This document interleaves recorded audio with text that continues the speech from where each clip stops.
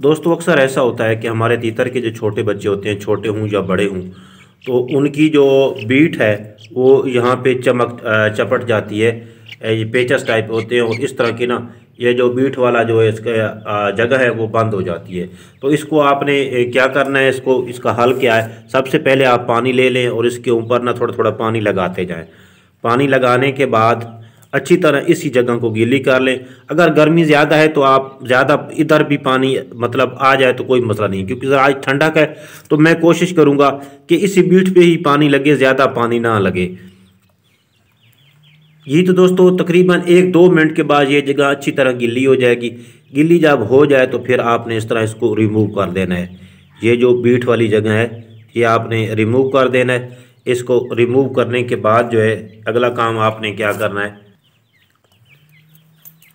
तो उसके बाद जो है ये जो नीचे वाले इसके पर हैं अच्छी तरह साफ़ करने के बाद ये जो पर हैं ये आपने अच्छी तरह काट के बिल्कुल साफ़ कर लेने हैं।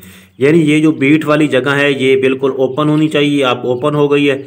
और ये जो नीचे आपको ये पर नज़र आ रहे हैं, छोटे छोटे बाल, ये आपने कैंची की मदद से बिल्कुल बारीक मतलब करके ना चमड़े के साथ ही रख के इनको काट के अच्छी तरह इनको रिमूव कर देना है, ताकि जो भी तीतर बीट करे उसकी बीट जो है यहाँ पे इन बालों से ना चपटे।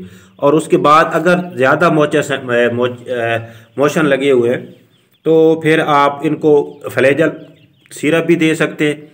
इसके अलावा छिलका, गर्मियों में ज़्यादातर जो है ना छिलका, इसबगोल का छिलका जो कहते हैं, ये आप अगर दे दें तो वो बेस्ट रहेगा। पानी में मिला कर दें, बाज़ दफ़ा गर्मी की वजह से इनको पेचस लग जाते हैं तो उसके लिए वो छिलका बेस्ट चीज़ है। वैसे आप इनको जो है ना फ्लेजल जो सिरप है वो भी आप इसको इनके पानी में हल करके इनको दे सकते हो।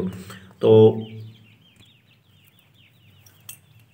सफाई करने के बाद ये जो इसका पाखाना है यानी बीट वाली जगह है, इसमें भी देख लेना आपने जो मवाद होगा वहाँ जहाँ पे जमा हुआ होगा, तो आराम से आपने ना किसी चीज़ से ये जो मवाद है ये भी निकाल लेना है और साफ़ कर लेना है अच्छी तरह।